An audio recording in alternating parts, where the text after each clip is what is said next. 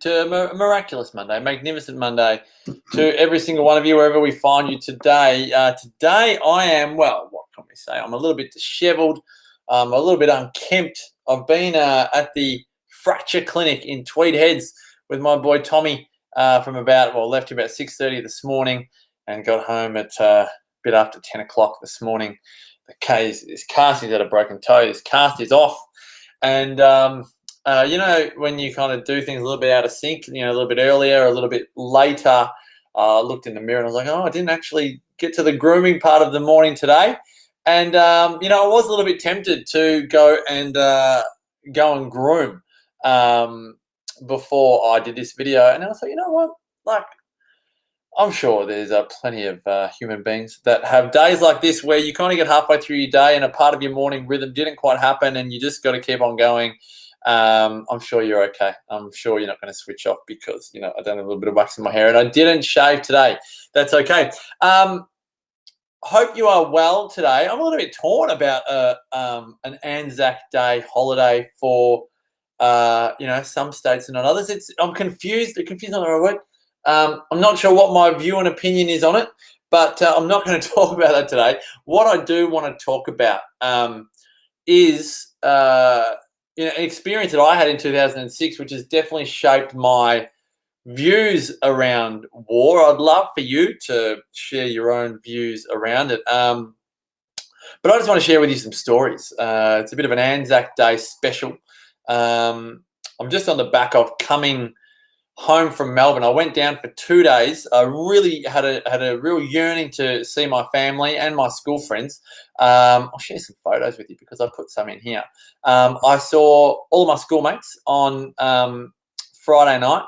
Where is it? Captions? Is it captions or graphics? I think it's graphics. We just had some good hits of table tennis. Where are we here? Hadn't seen each other for yonks. So there we are there. Did a little promo shot with the book. Caught up on Friday night. Friendship, folks. I think it actually is not spoken about enough in the times of war, but friendship is just a massive. It's what gets a lot of people through, and I think we all love being together on Friday night. But I really wanted to spend some time with my dad. I went to the footy on Saturday night, saw my beloved D's win. Went down on Saturday, or that footy was Saturday night. Went down to my beautiful sister Olivia, who's down past Geelong on Saturday. With Dad and his beautiful wife Bren. Went out for breakfast on Sunday morning with my other sister Georgia, who came out nice and early. They'd been in Cairns, just flown in from Cairns the day before. Got a nice little promo shot there with Georgie, who's pregnant, due to have their third child in June, I think it is. But the reason why I share this with you is because it does tell us a lot. I think family and friends are almost at the epicenter of war. A lot of the time we think about the political conflict and everything that's going on with that. But really, two of the biggest, prices, legacies, focuses, reasons for people to and not to go to war are family and friends. And I've been somewhat preoccupied with this probably since Sarah and I went to Gallipoli in 2006. We stayed there on Anzac Eve, woke up in Gallipoli on Anzac Day. We had camped there overnight in the cold to, get as close. It's terrible even to say it this way, but to get as close to reenacting is not the word, but to get an appreciation of what, thousands of men and women were experiencing, in the earlier parts of the 20th century. But nothing came close. I mean, the first world problems that we experienced, our fingers are cold and we were cold going to sleep and we didn't have enough jumpers and, it was a very, and to walk around Gallipoli and to a number of the landmarks there and to the graves and the rest of it. And then to hear, Turkish soldiers sharing their stories with us and even some of the stories of mateship between Turkish soldiers and Australians would, what was it? I think Australians would throw over chocolate and the Turkish would throw over cigarettes and it blows your mind as to what actually people experienced during war. And on a higher level, I think it's so important to recognise that that we have to remember that for peace to exist, we have to know what war is, and for war to exist, we have to know what peace is. There is a pendulum that we're always working towards in any peacetime and any wartime, and we often want world peace and the end of war, but to know peace, you have to know war. And this is a big part. I found when I was writing the book, and thank you to everyone that has been buying the book. Over the weekend, we surpassed 100 sales, and I haven't really told that many people about the book yet. So to have 100 sales already before the book is out there physically, it's just at the printer now. Sincere thanks to all of you that have bought it so far. But when I wrote the section on your exceptional spirit, I really wanted to make the abstract notion of spirit and the esoteric side of it, somewhat more concrete and applicable and practical.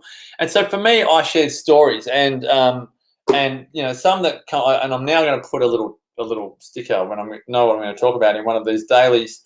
But I've said, as I've just said, that for peace to exist, we have to know what war is. There are no peacekeepers without a war, just like you can't have a Mother Teresa without poverty and so on. These provide purpose. They provide purpose for a lot of people. But I'm going to just flip it for a moment, and I'm going to then come back to war to begin with. But I've said in the book here that we often think that, war is something we have to end.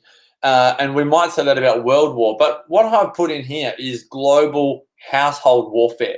We experience war. Many of us experience war in the household. And many people are going, no, Marcus, we don't experience war in the household. Well, let me just share these stats with you.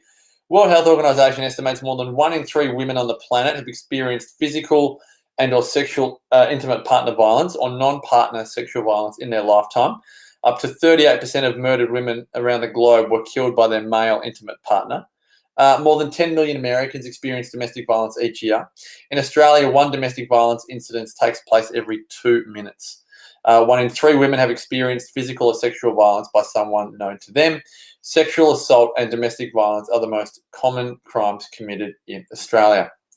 I've said somewhere in the book here, when I mention the words war and peace, it's easy to think first of world wars and world peace. War, however, does not only happen on a world and civil scale. Whilst war tears countries apart, household warfare tears families and individuals apart. We might call it domestic violence, but let there be no mistaking. Domestic violence feels like war to all involved. The notion that world peace can be achieved by removing world war does not address the potentially worse ramifications of household warfare.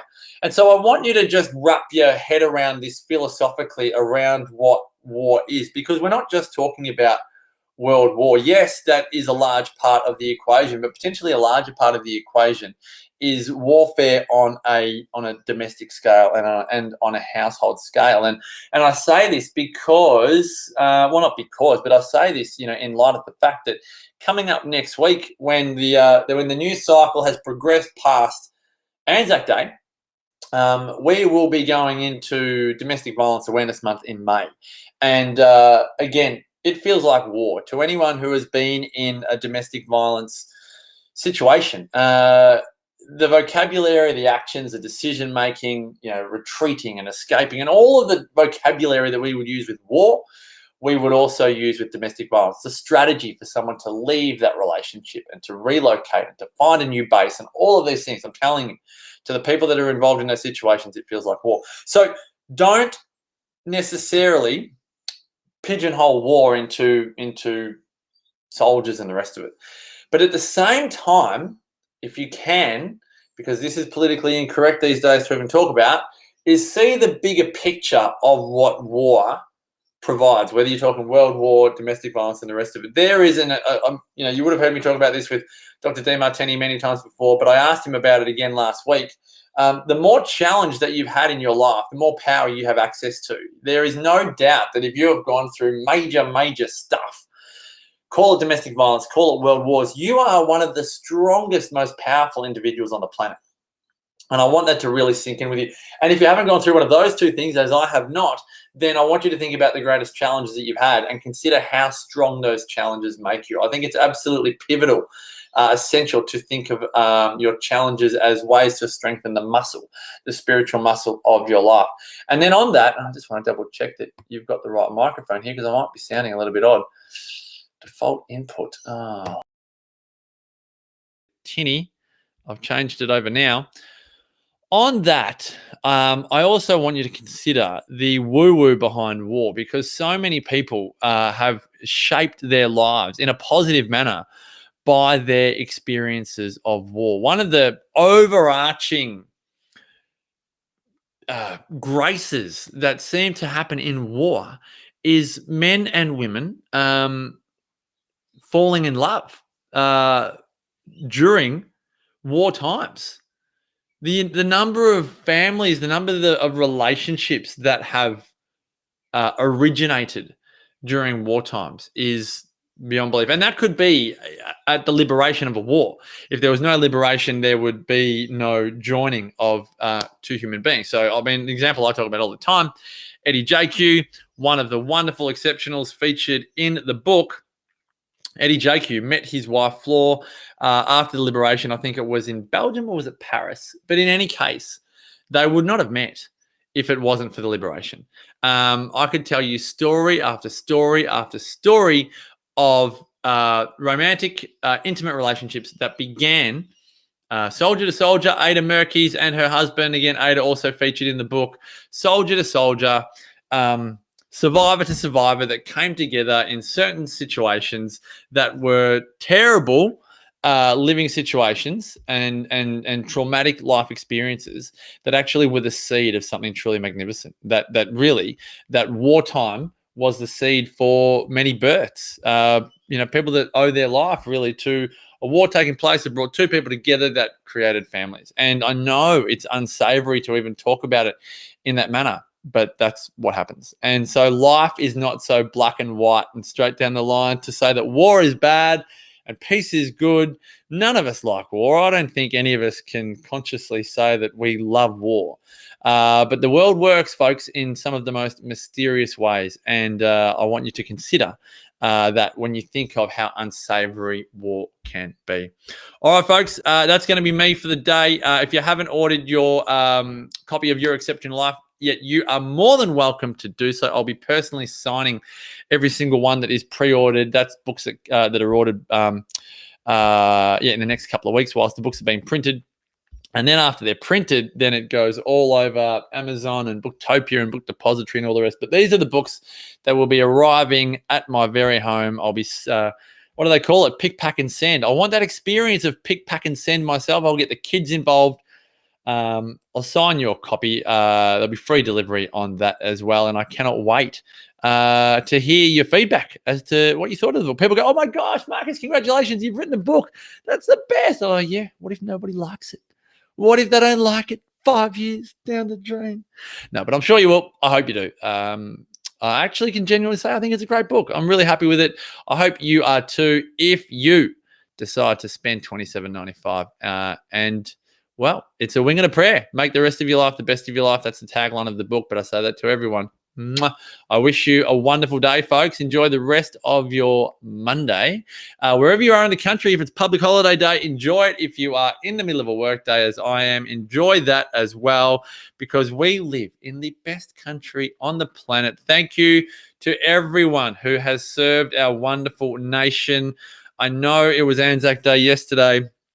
I was on a plane flying home when I would have come on here. It was Sunday yesterday. But to everyone that has served our wonderful country and continues to, thank you for the sacrifices you have made and continue to make. I, for one, am truly grateful. I know my wife, Sarah, and I really began to understand what it means to serve our country when we were, again, in Europe all those years ago. But thank you to everyone. And to you right now, enjoy the blessings of living in our country. And I will see you tomorrow, folks. Take care.